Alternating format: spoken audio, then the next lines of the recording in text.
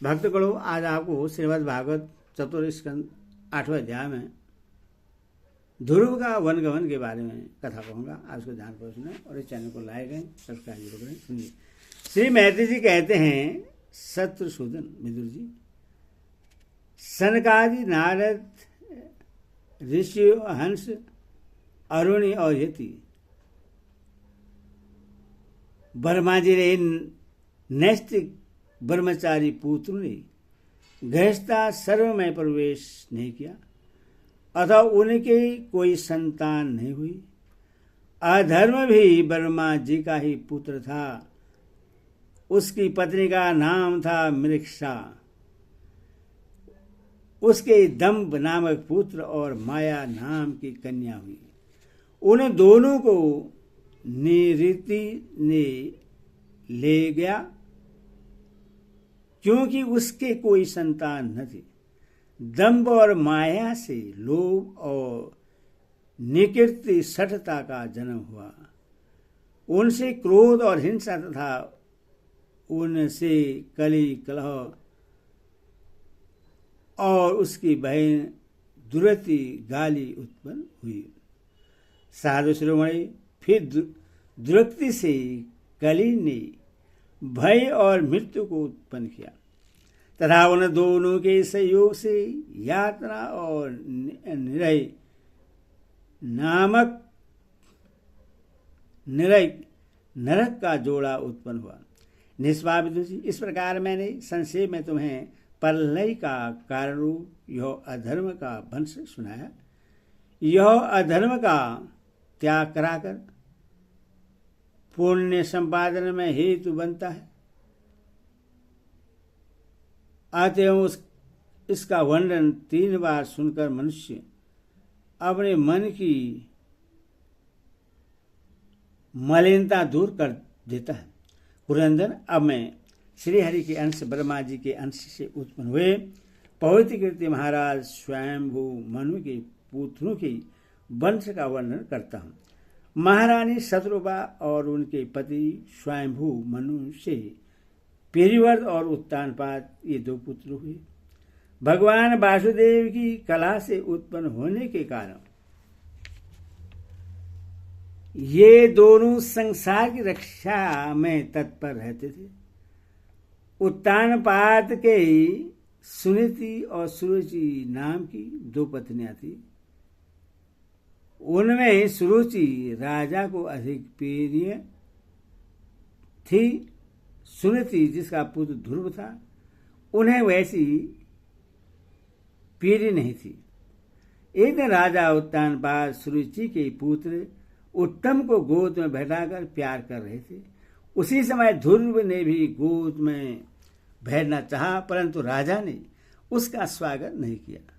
उस समय घमंड से भरी हुई सुरुचि ने अपनी सौत के पुत्र ध्रुव को महाराज की गोद में आने का यत्न करते देख उनके सामने ही उससे डहावरे शब्द में कहा, बच्चे, तू राज सिंहासन पर बैठने का अधिकारी नहीं है। तू भी राजा का ही बेटा है। इससे क्या हुआ? तुझको मैंने तो अपने कोख में नहीं धारण किया। तू अभी नादान है। तुझे पता नहीं है कि तूने किसी दूसरी स्त्री के गर्भ से जन्म लिया है। तभी तो ऐसे दुर्लभ विषय की इच्छा कर रहा है। यदि तुझे राज सिंहासन की इच्छा है तो तपस्या करके परम पुरुष श्री नारायण की आराधना कर और उनकी कृपा से मेरे गर्भ में आकर जन्म ले। श्री मैत्री जी कहते हैं, विदुर जी, जिस प्रकार डंडे की चोट खाकर सांप फुफकार मारने लगता है, उसी प्रकार अपनी सौतेली मां के कठोर बचनों से घायल होकर ध्रुव क्रोध के मारे लंबी लंबी सांसें लेने लगा। उसके पिता चुपचाप यह सब देखते रहे, मुंह से एक शब्द भी नहीं बोले। तब पिता को छोड़कर ध्रुव रोता हुआ अपनी माता के पास आया। उसके दोनों होंठ फड़क रहे थे और वह सिसक कर रो रहा था। सुनीति ने बेटे को गोद में उठा लिया और जब महल के दूसरे लोगों से अपनी सौद सुरुचि की कही हुई बातें सुनी, तब उससे भी बड़ा दुख हुआ। उसका धीरज टूट गया। वह दवा नल से जली हुई बेल के समान शोक से संतप्त होकर मुरझा गई और विलाप करने लगी। सौद की बातें याद आने से उसके कमर सरे के नेत्रों में आंसू भर आए।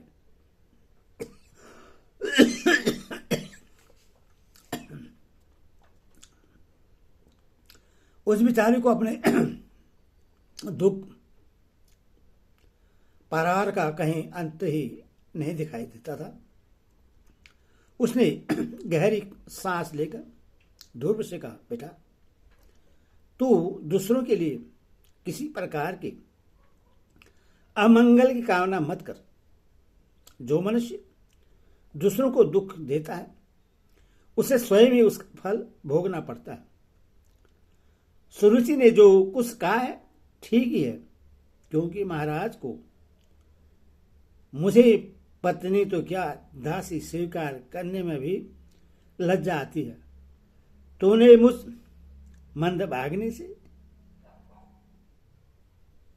मंदभागिनी के गर्भ से ही जन्म लिया है और मेरे ही दूत से तू पला है। बेटा, सुरुचि ने तेरी सौतेली मां होने पर भी बात बिल्कुल ठीक कही है।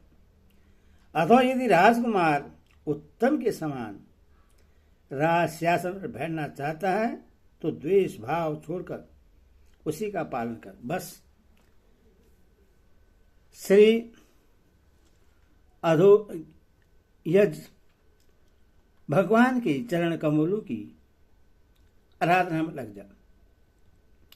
संसार का पालन करने के लिए सत्व गुण को अंगीकार करने वाले उन श्री हरि के चरणों की आराधना करने से ही तेरे परदादा श्री ब्रह्मा जी को वह सर्वश्रेष्ठ पद प्राप्त हुआ है, जो मन और प्राणों को जीतने वाले मुनियों के द्वारा भी वंदनीय है। इसी प्रकार तेरे दादा स्वयंभू मनु ने भी बड़ी बड़ी दक्षिणा वाले यज्ञों के द्वारा अन्य भाव से उन्हें भगवान की आराधना की थी। तभी उन्हें दूसरों के लिए अति दुर्लभ लौकिक अलौकिक तथा मोक्ष सुख की प्राप्ति हुई। बेटा, तो भी उन भक्त वत्सल श्री भगवान का ही आश्रय ले। जन्म मृत्यु के चक्र से छूटने की इच्छा करने वाले मुमुक्ष लोग निरंतर उन्हीं के चरण कमलों के ही मार्ग की खोज किया करते हैं। तो स्वधर्म पालन से पवित्र हुए अपने चित्त में श्री पुरुषोत्तम भगवान को भेटा ले तथा अन्य सबका चिंतन छोड़कर केवल उन्हीं का भजन कर। बेटा, उन कमल दल लोचन श्री हरि को छोड़कर मुझे तो तेरे दुख को दूर करने वाला और कोई दिखाई नहीं देता। देख, जिन्हें प्रश्न करने के लिए ब्रह्मा आदि अन्य सब देवता ढूंढते रहते हैं, वे श्री लक्ष्मी जी भी दीपक की भांति हाथ में कमल लिए निरंतर उन्हें श्री हरि की खोज क्या करती हैं। श्री मैत्री जी कहते, माता सुनीति ने जो वचन कहे वे अभिष्ट वस्तु की प्राप्ति का मार्ग दिखलाने वाले थे। अतः उन्हें सुनकर ध्रुव ने बुद्धि द्वारा अपने चित्त का समाधान किया। इसके बाद वे पिता के नगर से निकल पड़े। यह सब समाचार सुनकर और ध्रुव क्या करना चाहता है, इस बात को जानकर नारद जी वहां आए उन्होंने ध्रुव के मस्तक पर अपना पाप नाशक कर कमल फेरते हुए मन ही मन विस्मित होकर कहा, अहो, क्षत्रियों का कैसा अद्भुत तेज है, वे थोड़ा सा भी मान भंग नहीं सह सकते। किंतु अभी तो यह नन्हा सा बच्चा है, तो भी इसके हृदय में सौतेली माता के कटु वचन घर कर गए हैं। तब नारद जी ने ध्रुव से कहा, बेटा अभी तो तू बच्चा है, खेल कूद में ही मस्त रहता है। हम नहीं समझते हैं कि इस उम्र में किसी बात से तेरा सम्मान या अपमान हो सकता है। यदि तुझे मान पमान का विचार ही हो तो बेटा, असल में मनुष्य के असंतोष का कारण मोह के सिवा और कुछ नहीं है। संसार में मनुष्य अपने कर्मानुसार ही मान अपमान या सुख दुख आदि को प्राप्त होता है। तात भगवान की गति बड़ी विचित्र है। इसीलिए उस पर विचार करके बुद्धिमान पुरुष को चाहिए कि देवश उसे जैसे भी परिस्थिति का सामना करना पड़े उसी में संतुष्ट रहे। अब माता के उपदेश से तू योग साधन द्वारा जिन भगवान की कृपा प्राप्त करने चला है, मेरे विचार से साधारण पुरुषों के लिए उन्हें प्रश्न करना बहुत ही कठिन है। योगी लोग अनेकों जन्मों तक अनासक्त रहकर समाधि योग के द्वारा बड़ी बड़ी कठोर साधनाएं करते रहते हैं, परंतु भगवान के मार्ग का पत्ता नहीं पाते। इसलिए तू यह व्यर्थ का हट छोड़ दे और घर लौट जा। बड़ा होने पर जब परमार्थ साधन का समय आए तब उसके लिए प्रयत्न कर लेना। विधाता के विधान के अनुसार सुख दुख जो कुछ भी प्राप्त हो उसी में चित्त को संतुष्ट रखना चाहिए। योग करने वाला पुरुष मोहभय संसार से पार हो जाता है। मनुष्य को चाहिए कि अपने से अधिक गुणवान को देकर प्रश्न हो, जो कम गुणवान हो उस पर दया करें और जो अपने समान गुण वाला हो उससे मित्रता का भाव रखें। योग करने से उससे दुख कभी नहीं दबा सकते। ध्रुव ने कहा, भगवान, सुख दुख से जिनका चित्त चंचल हो जाता है उन लोगों के लिए आपने कृपा करके शांति का यह बहुत अच्छा उपाय बतलाया, परंतु मुझ जैसे अज्ञानियों की दृष्टि यहाँ तक नहीं पहुँच पाती। इसके सिवा मुझे घोर क्षेत्र स्वभाव प्राप्त हुआ है, अतएव मुझ में विनय का प्राय अभाव है। सुरुचि ने अपने कटु वचन रूपी बाणों से मेरे हृदय को विदीर्ण कर डाला है, इसीलिए उसमें आपका यह उपदेश नहीं ठहर पाता। ब्राह्मण, मैं उस पद पर अधिकार पाना चाहता हूं जो त्रिलोकी में सबसे श्रेष्ठ है, तथा जिस पर मेरे बाप दादे और दूसरे कोई भी आरूढ़ नहीं हो सके हैं। आप मुझे उसी की प्राप्ति का कोई अच्छा सा मार्ग बतलाइए। आप भगवान ब्रह्मा जी के पुत्र हैं और संसार के कल्याण के लिए ही बीड़ा बजाते सूर्य की भांति त्रिलोकी में विचरा करते हैं।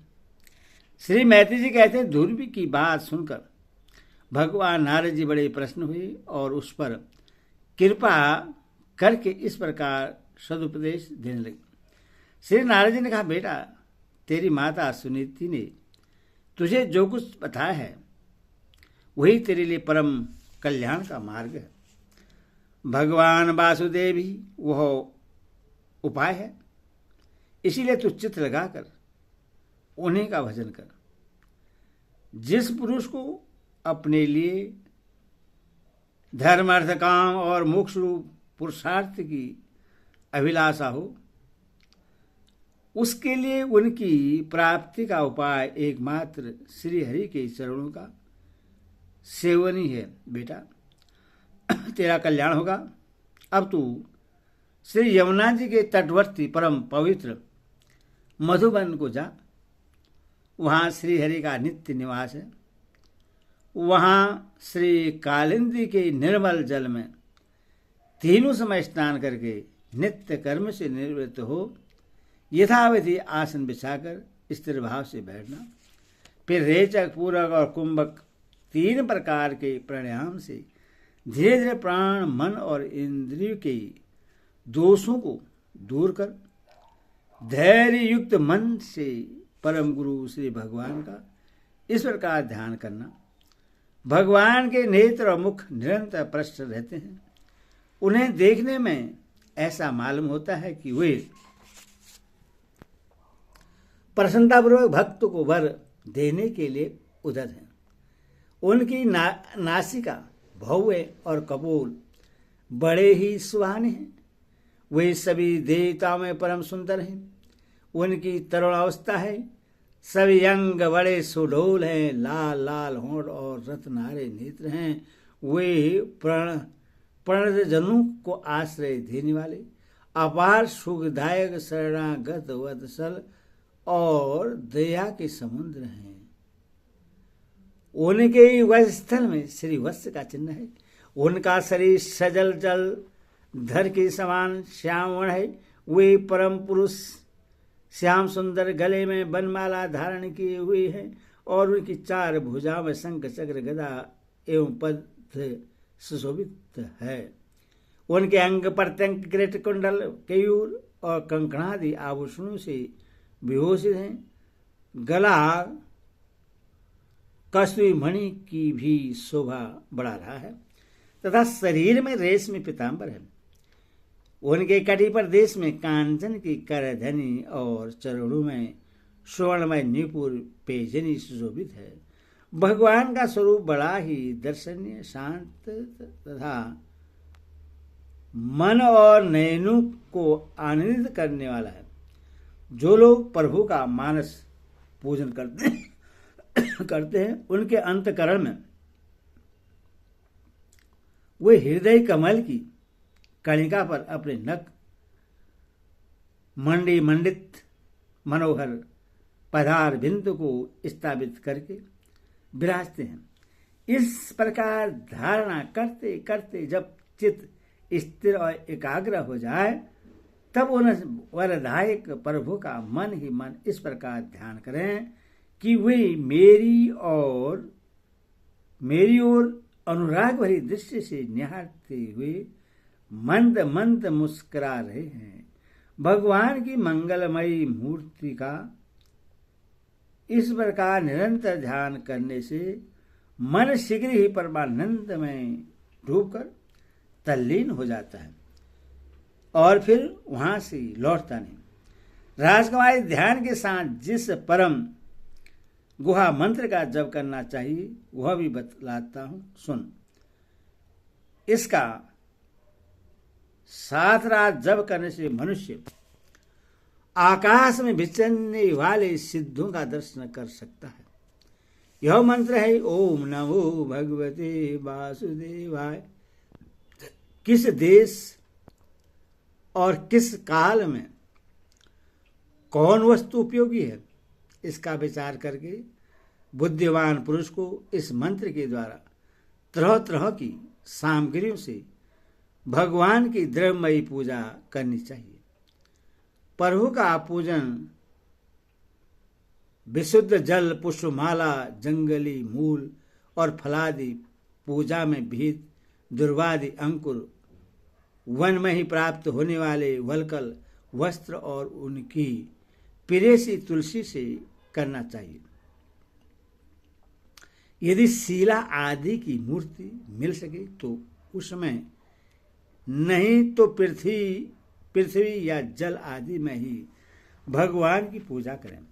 सर्वदा सैदचित, मननशील, शांत और मौन रहें और जंगली फल मूलादि का परिमित आहार करें।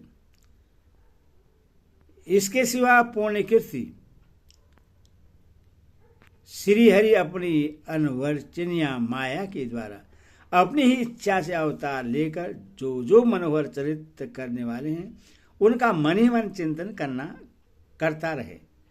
प्रभु की पूजा के लिए जिन जिन उपचारों का विधान किया गया है उन्हें मंत्र मूर्ति श्री हरि को द्वादशाक्षर मंत्र के द्वारा ही अर्पण करें। इस प्रकार जब हृदय स्थित हरि का मन, वाणी और शरीर से भक्तिपूर्वक पूजन किया जाता है तब वे निश्चल भाव से भली भांति भजन करने वाले अपने भक्तों के भाव को बढ़ा देते हैं और उन्हें उनकी इच्छा के अनुसार धर्म, अर्थ, काम अथवा मोक्ष रूप कल्याण प्रदान करते हैं।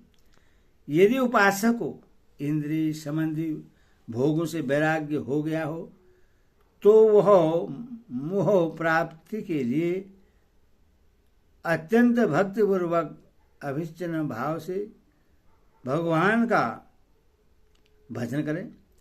श्री नारद जी से इस प्रकार उपदेश पाकर राजकुमार ध्रुव ने परिक्रमा करके उन्हें प्रणाम किया। तदनंतर उन्होंने भगवान के चरण चिन्हों से अंकित परम पवित्र मधुबन की यात्रा की। ध्रुव के तपोवन की ओर चले जाने पर नारद जी महाराज उत्तानपाद के महल में पहुंचे। राजा ने उनकी यथा योग्य उपचारों से पूजा की।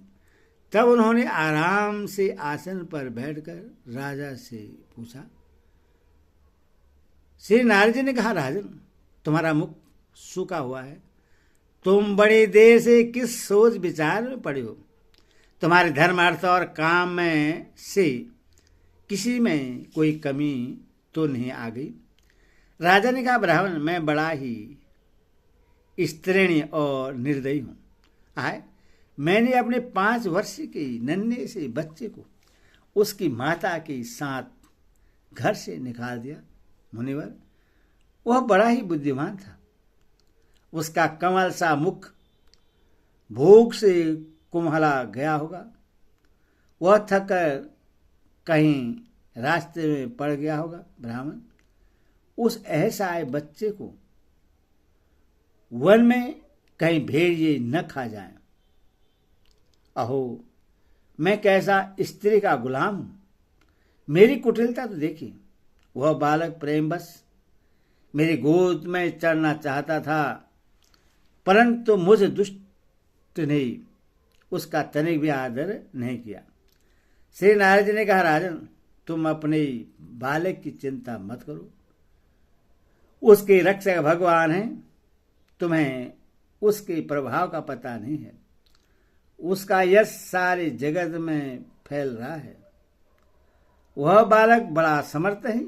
जिस काम को बड़े बड़े लोकपाल भी नहीं कर सके, उससे पूरा करके वह शीघ्र ही तुम्हारे पास लौट आएगा। उसके कारण तुम्हारा यश भी बहुत बढ़ेगा। श्री मैत्री जी कहते हैं, देवर्षि नारद जी की यह बात सुनकर महाराज उत्तानपाद राजपाट की ओर से उदासीन होकर निरंतर पुत्र की ही चिंता में रहने लगे। इधर ध्रुव जी ने मधुबन में पहुंचकर यमुना जी में स्नान किया और उस रात पवित्रता पूर्वक उपहास करके श्री नारद जी के उपदेशानुसार एकाग्रचित से परम पुरुष श्री नारायण की उपासना आरंभ कर दी। उन्होंने 3 रात्रि के अंतर से शरीर निर्वाह के लिए केवल केत और बेर के फल खाकर श्री हरि की उपासना करते हुए 1 मास व्यतीत किया। दूसरे महीने उन्होंने 6 दिन के पीछे सूखे घास और पत्ते खाकर भगवान का भजन किया। तीसरा महीना 9 दिन पर केवल जल पीकर समाधि योग के द्वारा श्री हरि की आराधना करते हुए बिताया। चौथे महीने में उन्होंने श्वास को जीतकर 12 दिन के बाद केवल वायु पीकर ध्यान योग द्वारा भगवान की आराधना की। 5वें मास लगने पर राजकुमार ध्रुव श्वास को जीतकर पर ब्रह्मा का चिंतन करते हुए एक पैर से खंबे के समान निश्चल भाव से खड़े हो गए। उस समय उन्होंने शब्दादि विषय और इंद्रियों के नियामक अपने मन को सब ओर से खींच लिया तथा हृदय स्थित हरि के स्वरूप का चिंतन करते हुए चित्त को किसी दूसरी ओर न जाने दिया। जिस समय उन्होंने महोदादि संपूर्ण तत्वों के आधार एवं प्रकृति और पुरुष के भी अधीश्वर परब्रह्मा की धारणा की, उस समय उनके तेज को न सह सकने के कारण तीनों लोग कांप उठे। जब राजकुमार ध्रुव एक पैर से खड़े हुए तब उनके अंगूठे से दबकर आदि पृथ्वी इस प्रकार झुक गई जैसे किसी गजराज के चढ़ जाने पर नाव पद पर दाई बाई ओर डगमगाने लगती है। ध्रुव जी अपनी इंद्रिय द्वारा तथा प्राणों को रोककर अन्य बुद्धि से विश्वात्मा श्री हरि का ध्यान करने लगे। इस प्रकार उनकी समस्त प्राण से अभिन्नता हो जाने के कारण सभी जीवों का श्वास प्रश्वास रुक गया। इसे समस्त लोक और लोकपालों को बड़ी पीड़ा हुई और वे सब घबराकर श्री हरि की शरण में गए।